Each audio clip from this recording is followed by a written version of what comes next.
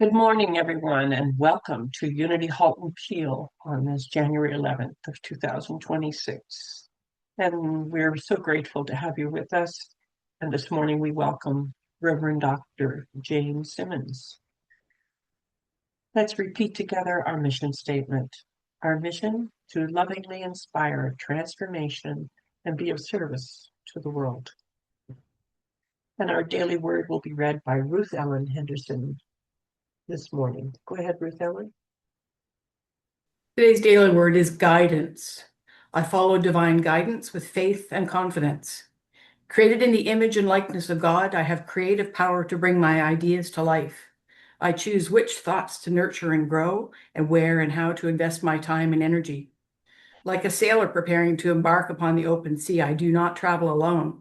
I get clear about where I want to go and what I want to experience and get ready for the journey. I map the course to my goals and make an excellent plan, or make an action plan. God accompanies me as the wind that fills my sails and propels me. I hold the rudder and choose the route, but ultimately the wind moves me. I collaborate with spirit within and feel secure and brave, knowing I am always supported. With divine guidance to rely upon, I move confidently in the direction of my dreams. From Proverbs 16:9, the human mind plans the way, but the Lord directs the steps. Thank you, Diana.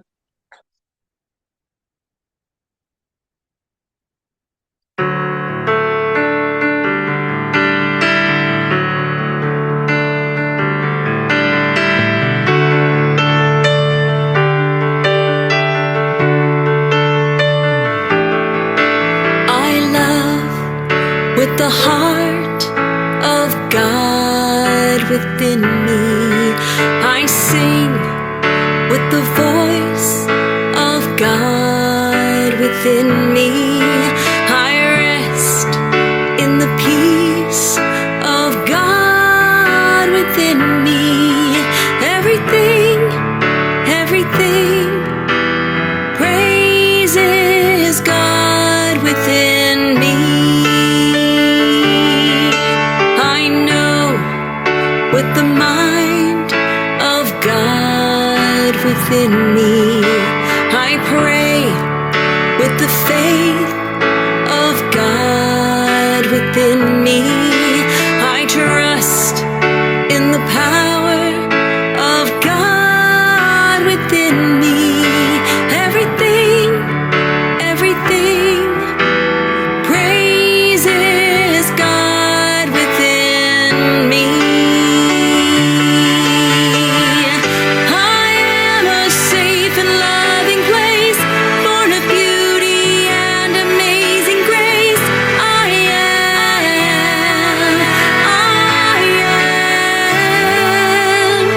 I laugh with the joy of God within me.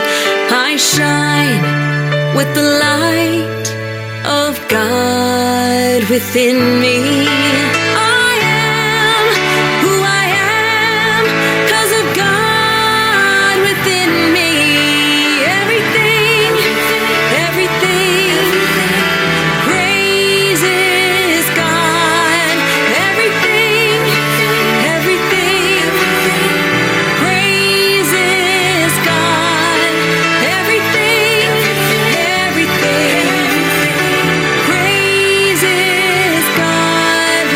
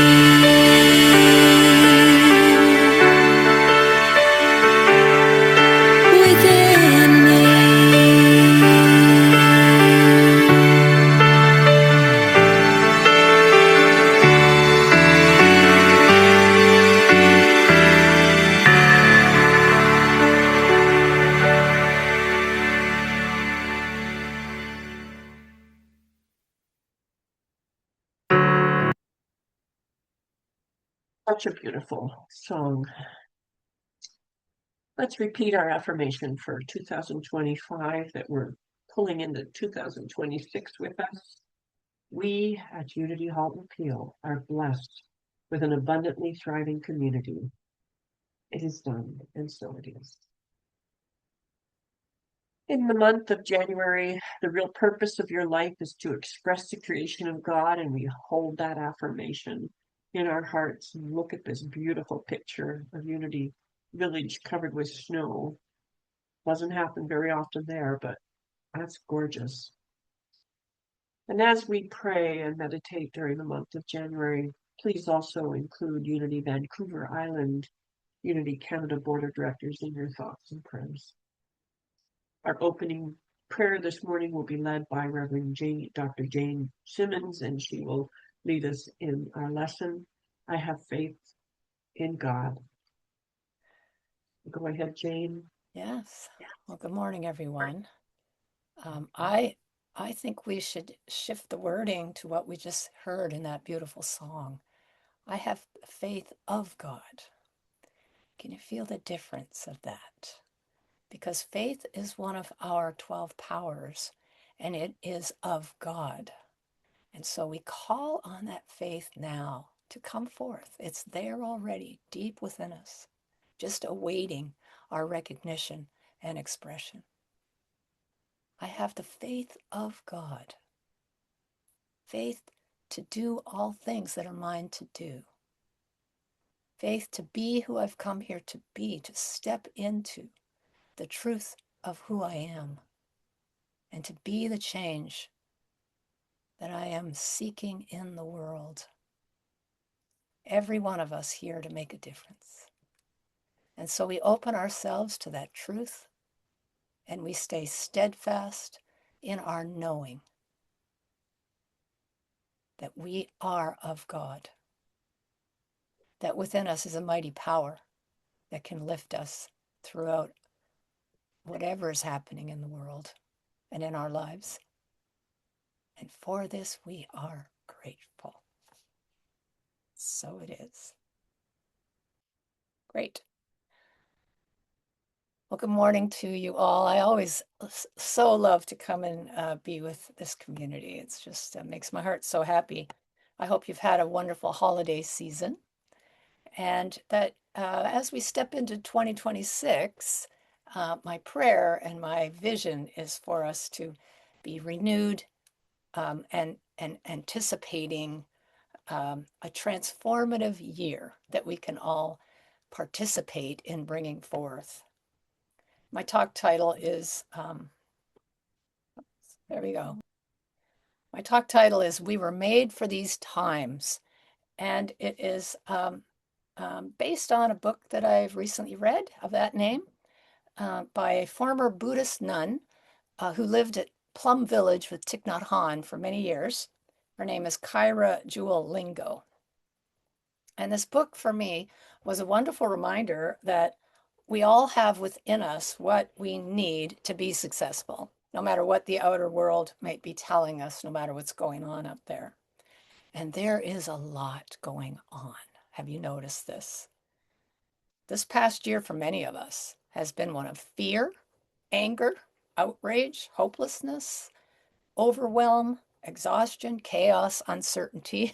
And I'm very aware that the source of all of that is happening south of the border. But I also know there's a danger of it spilling over into our, spilling over the northern border. So it's a scary time for us. And yet, here we are, all showing up. And so the reason I can state without any hesitation that we were made for these times is because in unity and in new thought, well, we have this pesky little foundational principle that says this. Yeah, there's only one presence and one power in the universe, and that power is good. And if we really believe that, if we truly live that way of being with that belief, then we know in our heart of hearts that nothing and no one can be against us. Those of you who are familiar with my husband Gary's work, The Eye of the Storm, will recognize that saying, but it is true. If we believe there's one presence and one power, then nothing and no one can really be against us, even in these troubling times when appearances are telling us the very opposite, when life feels very much against us. When that happens, this is the time for us to stay firm and rooted in that knowingness, in that truth. And out of that foundational principle, of course, come the other four. If there's only got one presence, well, each one of us must be a part of that. We must be included in that presence. We are divine beings living in the physical plane. Dr. King says it so beautifully. We're caught in an inescapable network of mutuality, he says. We're talking about our interconnectedness, what Thich Nhat Hanh would call interbeingness, that we are all divinely connected with one another. And that's important for us to remember when we have people in our lives that appear to be against us. The third principle is like the good news, bad news, that the thoughts and the beliefs that we routinely think and hold will greatly influence our experience of life, our experience of reality. We're going to be seeing through a lens that is going to color how we experience what is going on. Do you see? That's really important too. The fourth principle says, hey, you've got some tools, spiritual tools that can help you here, that can help you learn this truth. But fifth principle, you got to use them. We can't just learn about them. We do that. I can't just read about them. We have to take action if we want to see change. We can't just sit around and navel gaze all the time as much as as much as I would like to just do that. No, it takes some action. So the fact that we believe these foundational principles tells me that we can change our lives. It's a possibility. It's open to us because these principles can take us there. We have the potentiality to transform our world, to contribute to that transformation by living these principles, by embodying them to a greater degree. Every one of us has that ability.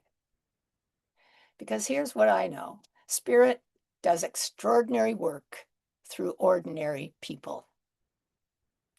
Just ordinary, everyday people who are willing to say yes in these uncertain times and who are understanding that we are held by a divine strength and a divine power that is far greater than whatever it is we're dealing with. I have to hold that. It's a mighty power that lifts us through, that carries us through the whole thing, that can sustain us in times where we feel like it's too much. There's this inner power that we can call on to lift us. So the author of the book is not the only one, or even the first one, to bring us this message. If you might remember from 20 years ago, the Jungian psychoanalyst Clarissa Pinkola Estes wrote a beautiful essay. It was entitled, Don't Lose Hope. We were made for these times. And I'm just going to read a little bit of it, a few lines. And as you hear this, see where it lands for you. My friends, she says, do not lose heart. Ours is a time of almost daily righteous rage over the latest degradations of what matters most to civilized visionary people. The luster and hubris some have aspired to while endorsing acts so heinous against children, elders, everyday people, the poor, the unguarded, the helpless, I would add women, is breathtaking, she says. Yet I urge you to please not spend your spirit dry by bewailing these difficult times. Especially do not lose hope, most particularly because the fact is that we were made for these times. For years, we have been learning, practicing, being in training for, and just waiting to meet on this exact plane of engagement. And you can read the whole thing if you go online and Google it. You'll find it's quite an essay, but very inspiring to remind us that we are made for these times. So this is not a new message for us, but it's an essential one, and it bears repeating in today's world. And although it was written over 20 years ago, it couldn't be more relevant, I think, or timely for us today. We've been learning and practicing these principles, and I truly believe by activating and embodying them, they can help us in these dark times. Starting with seeing it right, as Eric Butterworth used to put it. Don't set it right, he said. See it right. That's the very first step. It's not the only one, but it's the beginning. The author, James Redfield, posted this message: observation changes reality, so look with love. Very interesting idea. And after that, he wrote, in quantum physics, the observer effect shows us that the very act of looking can influence what unfolds. Science shows us that our attention alters outcomes in our minds, our bodies, our relationships. The truth is, our perception impacts our reality long before we speak or act out. We're seeing through filters, and what we are perceiving affects how we're dealing with it. And what happens when we look with judgment? We tense up, our nervous system gets triggered. Even our fight flight can get activated when that happens. But when we look with love, kindness, something else happens in the body. We relax, we move into rest and digest, as it's called. With the loving outlook, we bring forward the best in ourselves. And guess what? As we calm our nervous system, it calls forth the best in others. Really, that really works. Though they will be positively impacted by the peace and the harmony that we are creating and radiating in our body. This effect has been scientifically measured by heart math. You can see here it's a generated picture of what happens when people get into the heart and feel gratitude. It expands. The electromagnetic field of the heart just keeps on expanding, and we walk in and out of each other's fields all the time. So if I am radiating peace, harmony, kindness, love, it's affecting all those people around me, and it has a contagious effect. It's a positive contagion, if you will, to do that. So as always with transformation, we have to start here. Even if things out there are calling us to take action of some kind, we want to do that, but we start here first. We want to see what might be in the way of us creating that peaceful countenance, what might be in the way, and we want to heal whatever that is, heal the divide that we might find within our own psyche. This is what we want to start with, because once that healing happens here, once the integration happens, now we can work with the outer world in a much different way. But if we don't start here, then we're just going to keep on projecting, those parts of ourselves that we have divided ourselves from, unacceptable parts and unlovable parts, however we want to term it. When we are suppressing or avoiding or projecting those parts that we don't want to look at within ourselves, we create a divided self inside. This is Jungian teachings, which I really believe in, and I think this is so important for our world today to be doing this work. So there's a blessing in this for us. There's a blessing in this for us when we can respond to ourselves with kindness instead of self-condemnation. So consider that the things maybe you don't like about yourself can actually give you compassion for others who are similarly afflicted. When I have a belief I'm not good enough, I can really have a lot of compassion for anyone else who is feeling that way. And I can have empathy towards them. So when we respond in love towards ourselves towards our past mistakes, our regrets, a door opens that can now help us deal with the outer world in a much different way, unburdened by our unhealed past. Do you see? And this is really important. I think Ruth Allen's trying to get in there. This is really important for us because when we're unburdened by our own past, guess what? We show up aligned with wholeness, with spirit, coming from that wholeness rather than the divided self. That's if it's divided, we're coming from ego and trying to, keep the rest hidden. We come from our wholeness. We bring our whole selves in. It's authentic. And we start to be aligned with the wholeness of God. We get our bloated nothingness out of the way. I love this Emerson quote. Our bloated nothingness is in the way of the divine circuits. Let's get it out of the way. So this is really important for us to really be remembering the power of the heart, the power of kindness, the power of mercy and love and forgiveness, first of all towards ourselves, but then seeing how we can actually share that with the world. Do you remember the story of from the book of John? Jesus has a woman brought to him who's been accused of being caught in adultery. And it always amazes me that she's dragged there all by herself, but that's a whole other story we won't get into today. And he utters those famous words, well, let he who is without sin, you cast the first stone. This is such a brilliant response. It's a buzzkill for the righteous indignation, isn't it? It just throws a whole wet blanket on the whole thing. And so they drop their stones and, walk away and probably muttering, or as they say in the scriptures, murmuring. The Israelites murmured. Off they go. Then Jesus asked the woman, where are your accusers? And she says they've gone.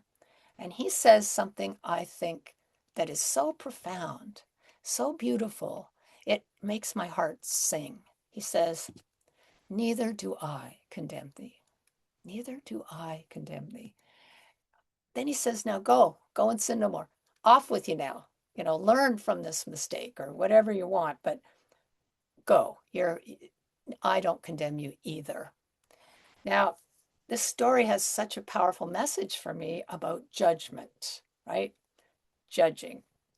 And Byron Katie has done some beautiful work on this. You're probably familiar with her wonderful work on when you find yourself judging someone else. You write it all down and then you turn it around. And she asks, who would you be without this story that you're, projecting onto the world? It's a great question. And here's the thing, if I'm judging someone else harshly, well, I turn it around. I look within myself. I find the correlation within. And so it may not look exactly the same. I'm always like, when I see corruption, I just go crazy. I'm ranting and raving. Ask my husband, every night when the news comes on, rah, rah, rah, rah, here I go. But then I stop and see, when have I been corrupt in my life? Like, not in the same way, maybe just acting selfishly, not caring what the consequences are for someone else, taking mine, all those things, all those egoic practices. When have I done that? But you don't then turn the judgment on yourself. This is the really important key. It's not like we turn into self-judgment now and self-condemnation. No. We find it within ourselves, but we forgive it here. So I see corruption out there. I find, oh yeah, I remember that when I did that. And this is from my younger days. I don't find I do too much of that kind of stuff anymore, but yeah, I can find it there.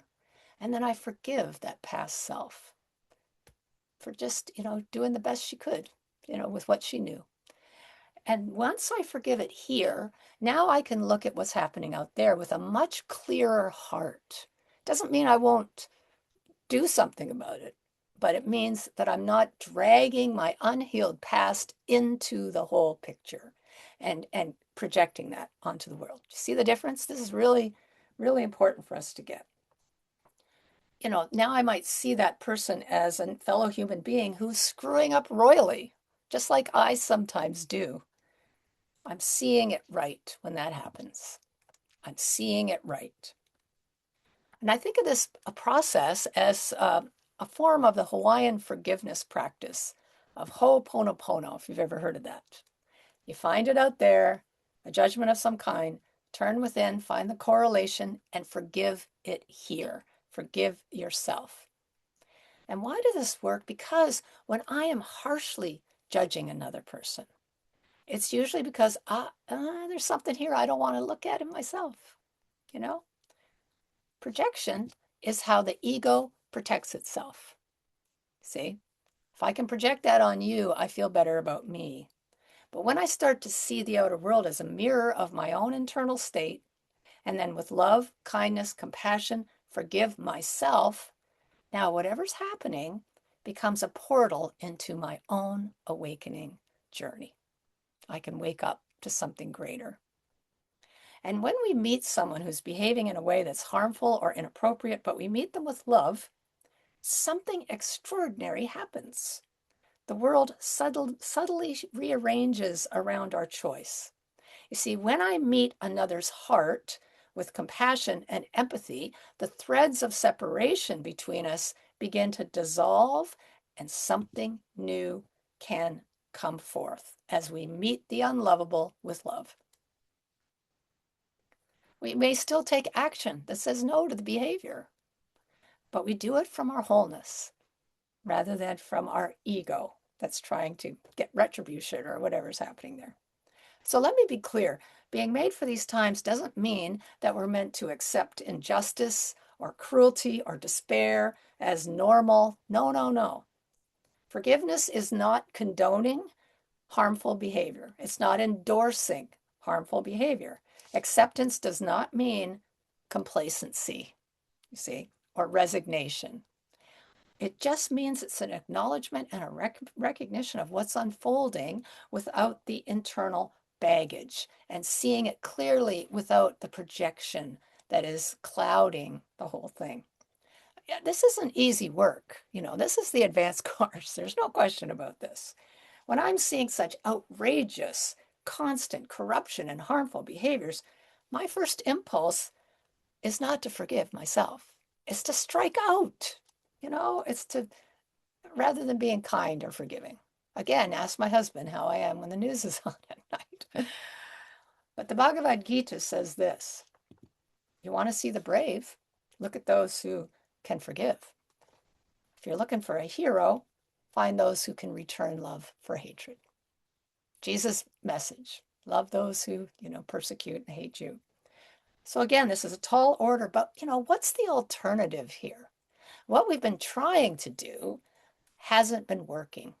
And in fact, we're just becoming more and more of a fractured society. We have to do something different. I read recently that fighting for peace is like screaming for silence. That cracked me up. But what happens? My negativity just keeps adding to the din when that happens. So there's two aspects to this. I find myself judging another, and to heal that polarization, I need to see them as human beings making the same mistakes that I've done and drop the stone. Do the inner work first. But this wisdom goes well beyond interpersonal conflict. It needs to also be applied when the person I'm judging so badly is me. Anybody here do judge themselves? Anybody? Yes. Instead of self-judgment, self-condemnation, we're talking about self-compassion here. Self-acceptance, self-kindness. Can you feel the difference there? Because it does make a difference. Whenever I find myself condemning, judging, beating myself up for past mistakes, for regrets, words or actions I wish I could change, it happens a lot in my world, believe me. This is the time I have to pause and remember, the Christ within me does not condemn me. Neither do I condemn thee. The ego condemns. The divine self never does. It loves. That's what our higher self does. It loves lavishly, lavishly. I've read recently that adultery really means mistaking the ego for the soul. Isn't that an interesting perspective on that? And we want to learn to discern the difference in those voices because it's the voice of the ego that's condemning. The soul says, you are deeply loved. That's the soul's message to us. You are deeply loved. You are deeply loved. You made a mistake, but now go about your business. Learn from it. Don't repeat it, but use it to grow and evolve into who you've come here to be. Grow and develop and expand and become all that you can be. And get beyond this regret that you have. A child will not learn in an unsafe environment, won't learn a thing. But the same can be said about our own inner environment. If I'm always beating myself up, am I going to learn anything? Absolutely not. Not absolutely not, because why here's all my energy is going to be going to defensive strategies that can keep me safe from this internal onslaught that I am, unleashing on myself. Numbness, projection, denial, all those things, they are tactics. They are strategic, defensive tactics that the ego that arise from trying to deal with an unsafe inner environment. Truly. Are you getting the magnitude of this? The more we beat ourselves up, the more we do that, we're creating this unsafe environment within us. So how safe is it to walk through the neighborhood of your mind? You've probably heard this question before. Now, it takes work to, we have to practice this to shift it around. But I'm here to tell you, it can be done. It needs to be done. And I'm speaking as a seasoned self-condemnation expert. I'm just going to go on record. If we don't do this, we're just going to project whatever we're trying to hide from or hide from the world out onto the world, an unsuspecting world. One of the highlights for me in the Christmas season is watching old Ebenezer go through his annual overnight transformation, because it renews my hope that no matter how long these conditioned patterns of behavior or these unconscious beliefs that I've been holding have been entrenched in my psyche, they can change. They are malleable. Ebenezer transformed from a hateful, miserly, angry, isolated old man into a loving, forgiving, generous soul. And guess what? It was the gratitude that he felt when he woke up and found he had more time. It wasn't too late. That's what that exploded in him and was able to make him transform and dance around. And, I love watching that part. So that gratitude is the important piece for us. We feel gratitude and then we let it grow and expand. And when we all can become more loving, kind, forgiving, and caring by practicing them through feeling, get into the feeling and then sustain that feeling, now it becomes our baseline, our inner baseline. We become more loving people. It just becomes the way that we show up. That's how it works. Viktor Frankl quoted as saying, it is this spiritual freedom, and by this, he's referring to our ability to choose our attitude, no matter what is happening in the world. It is this spiritual freedom that makes life meaningful, purposeful, he says. And guess what? It cannot be taken away from us. It's one of our powers, see?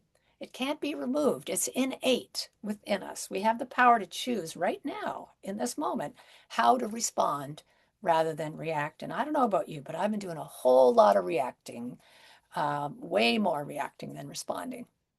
I dread watching the news. Sometimes I put my headphones on and listen to soothing music while my husband watches it because I know how triggering it can be for me. I mean, maybe you felt this way too. My desire to be well informed is at odds with my sanity. And many of us find ourselves in that boat. So this book helped me to remember how to deal with that triggered self. The author, with her Buddhist background, shares many breathing, mindfulness techniques from her tradition. And one of them is to simply acknowledge what you're feeling and then stay present to the emotion. And she gives an example of feeling angry and breathing in. Breathing in, I notice I'm angry. Breathing out, I'm here for my anger. Or breathing in, I notice I feel shame. Breathing out, I'm here for my shame. We just keep on doing this, mindfully breathing, and stay with the feeling until it dissipates. These feelings have an upward arc and a cresting and a downward. And it's, did you know it's about 90 seconds? Emotions have a 90-second lifespan unless we attach a story to it or we try to stop it or suppress it. Well, then they're going to live on indefinitely until we allow them safe passage, you know. And I believe that our culture's inability to do that, to be able to manage our emotion and do the inner shadow work, is the very reason we are seeing so much negativity in the world. Because we're all unconsciously projecting our stuff onto others. We all do this. It's just part of being human. Truth is, though, the universe is for us, not against us. There's only one presence, one power. New Thought pioneer Ernest Holmes reminds us that we have to consistently know this, even when the outer appearances are telling us differently. And when we learn to use whatever's happening in the world for our own awakening, holding to the truth that life is for me, now it becomes our greatest ally. You see, that's why we're made for these times. Another Buddhist nun, Pema Chodron, writes this: times are difficult globally. Awakening is no longer a luxury or an ideal. It's becoming critical. We don't need to add more depression, more discouragement, more anger to what's already there, she says. And she adds it's becoming essential that we learn how to relate sanely to these difficult times. The earth, she says, seems to be beseeching us to connect with joy and discover our innermost essence. That, she says, is the best way that we can benefit others. Connect with joy. Discover our innermost essence. It's there. It's already there. I love the song we did. I dance with the joy of God that's within me. So I want to invite all of us today to notice reality with kindness and to watch how life responds. Try a softer gaze, a kinder interpretation, a broader smile, an easier breath. Give yourself the gift of compassion and kindness for you. Look upon yourself with kind eyes. See yourself and the world through the eyes of forgiveness. And when we even make a tiny shift in how we view ourselves in the world, it matters. It totally matters. By embracing love as the unifying force, we heal not only the division within ourselves, but also contribute to the healing of the greater division in the world. So do not underestimate the power of self-compassion and forgiveness. This moment is recruiting us. Are you ready to step up? May we be wise enough to listen. May we be brave enough to believe that our presence could matter. And may we be bold enough to act. We were made for these times. And so it is. Stop sharing. We are all here to be the ones to make the difference. And so I want to share with you a little piece of a Japanese tea ceremony that I participated in at one time. And I've taken it and, made it took like 45 minutes, the one I did, and it was wonderful, but I just took pieces of it. And I want to share that with you now. And so in order to do that, let's move our attention deep within the body. If you can plant your feet on the floor, go ahead and do that. And just notice how it feels to be grounded, settled. And then we move our attention from the head down to the heart. I recently learned a technique if you're having trouble is to tap your way down. You've probably seen the EFT tapping all the way down to the heart. And see what that does. And so we move into our hearts. You put your hand on your heart if you choose. And let's activate that feeling of gratitude that had such an effect on Ebenezer Scrooge. And feel that sense of, it's not too late. I have time. I can become so much more. And let that gratitude start to grow.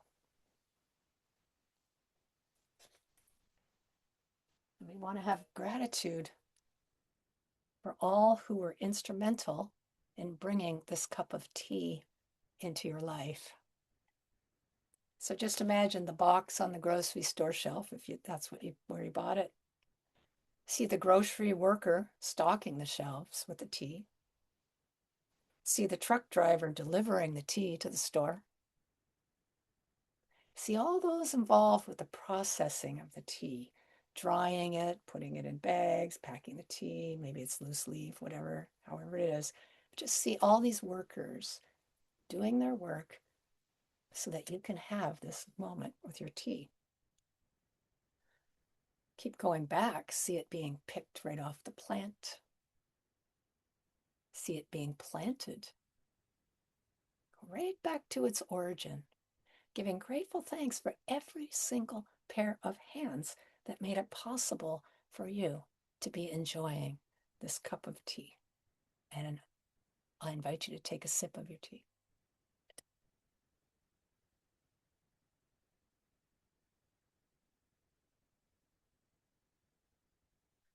Moving on, choose one thing in your life that you are grateful for right now.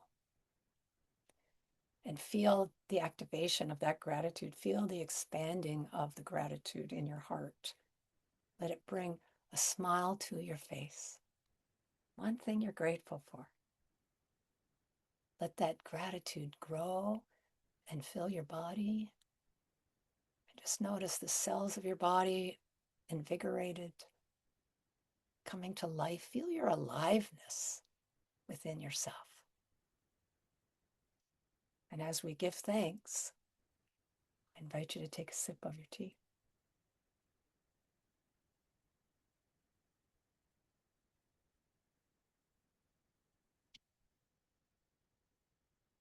Now ask your heart to bring to your mind one quality that you want to embody more of this year. One quality that you want to give to the world, you want to share in a greater way. Maybe it's self-care or more joy, loving kindness. Maybe it's organization or self-confidence. Whatever it is, what is your heart telling you? It's time for you to express in a greater way. When the quality comes to your mind, take a sip of your tea.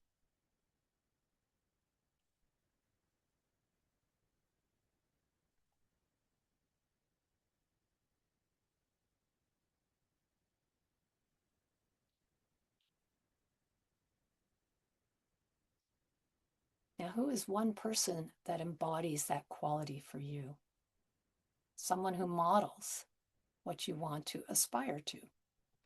Could be someone you know, or someone famous you never met. When that person comes to mind as the embodiment of what you want to express, take a sip of your tea.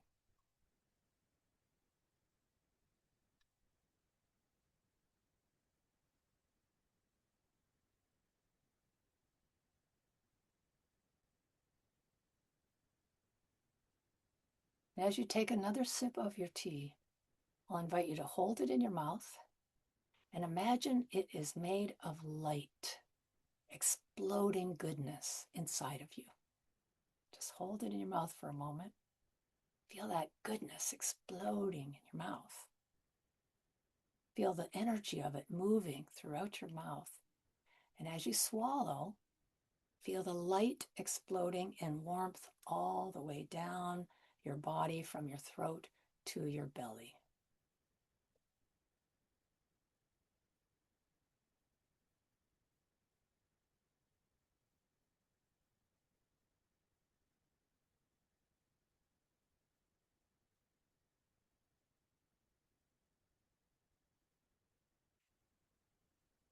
Feel it blessing you, blessing your body.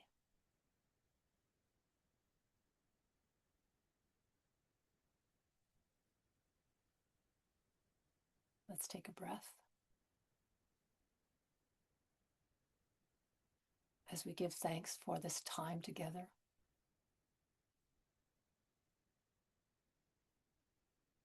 As we give thanks for the opportunity to grow and expand and evolve and become so much more than we have known. And that as we allow Spirit to be our guide, we are shown the way, moment by moment by moment.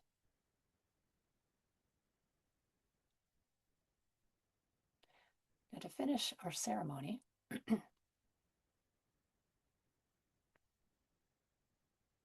I will often invite each of you to share the quality that you want to embody more of this year, but I don't want to put anybody on the spot here. But I will ask that you hold it in mind and hold the person in mind who embodies it for you, and we'll all raise our cup for a toast to these wonderful models who show us the way, who can give us a little bit of guidance on becoming who we truly are. So I'll invite you to hold the quality in your mind, and let's raise a glass, a toast to all of these models and give thanks for them.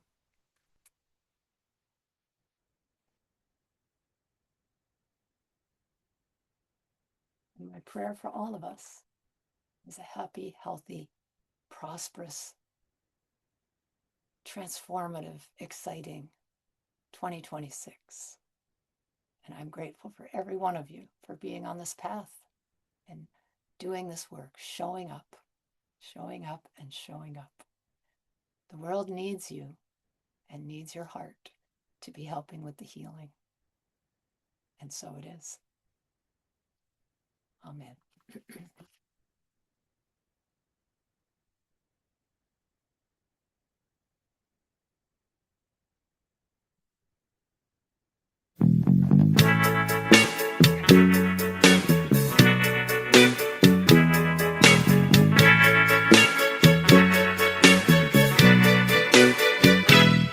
I relax, let go, release and surrender. I relax, let go, release and surrender. I relax, let go, release and surrender. All is well, all is well. I relax, let go, release and surrender. I relax, let go, release and surrender. I relax, let go, release and surrender. All is well, all is well, all is well. And every day I affirm and pray that I'm blessed with everything I have. I release my fear, 'cause it's all so clear. I am held, I am loved, I am safe. I relax, let go, release and surrender. I relax, let go, release and surrender. I relax, let go, release and surrender. I am well, I am well, I am well. And now I see what my life can be when I trust in the process and have faith.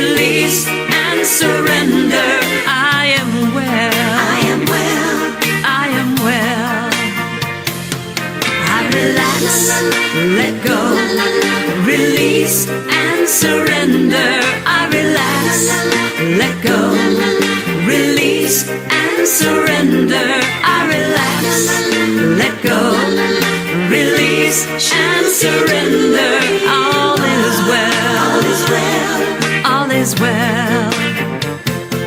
I relax, let go, release and surrender. I relax, let go, release and surrender. I relax, let go, release and surrender. All is well, all is well. I am well, I am well. All is well, all is well. I am well. Ooh-wee.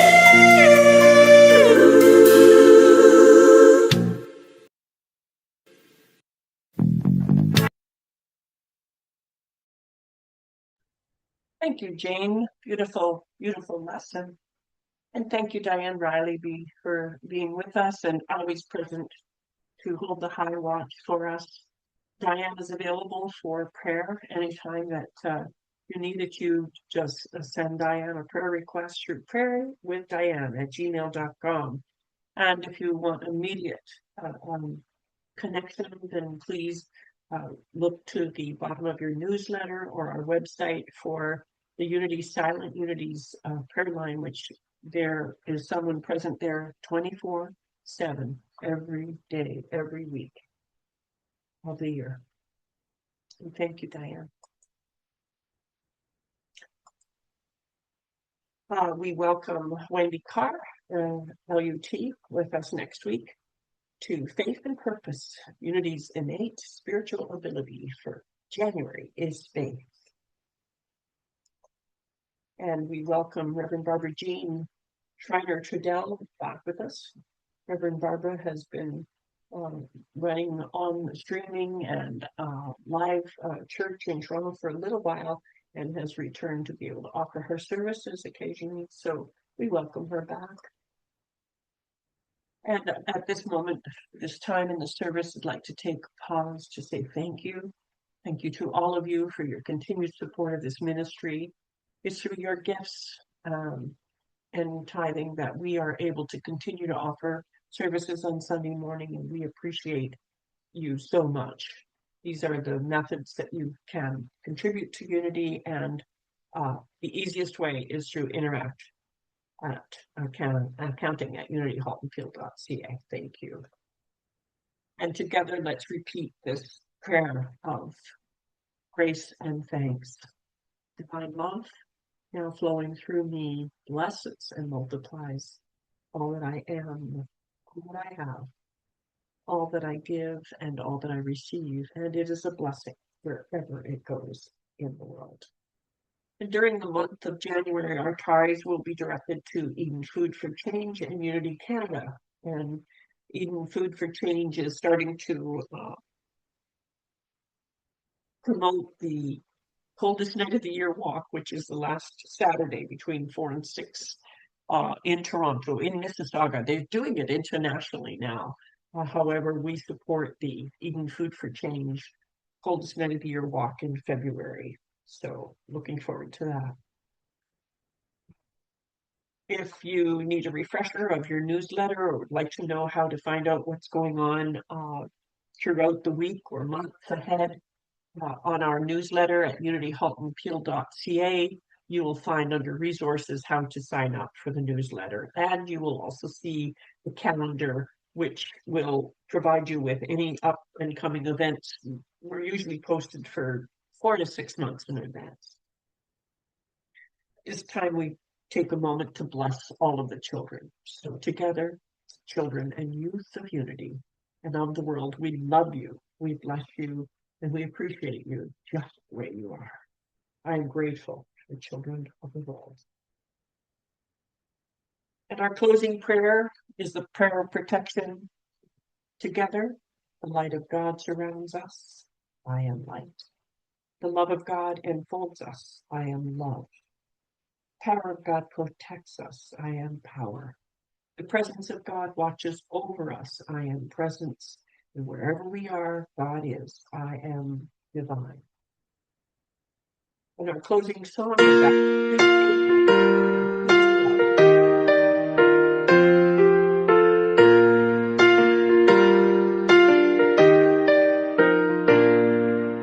Peace in my life is growing because I choose love. Love's always present, it's what I'm made of. I choose love. We are a part of each other. We are one tie that binds us, that can't be undone. I choose love.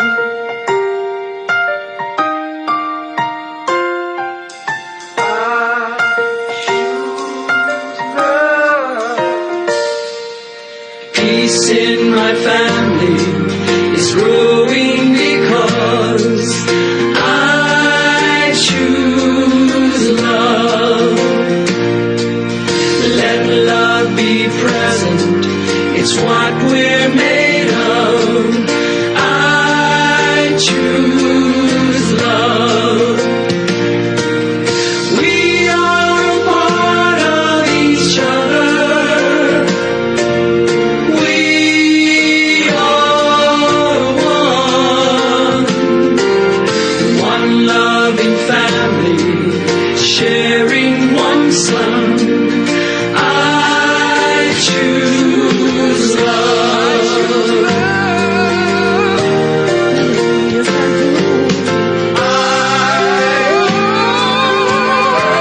I do. Peace for our planet is growing because I choose love. Let love be present, it's what we're made of. I choose love. We are a part of each other. We are one choice unites us. Let this be the one. I choose love. I choose love. I choose love.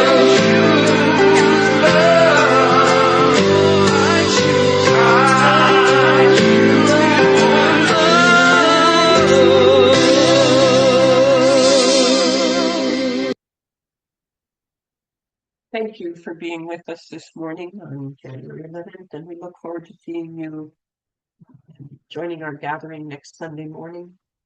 Have a wonderful week.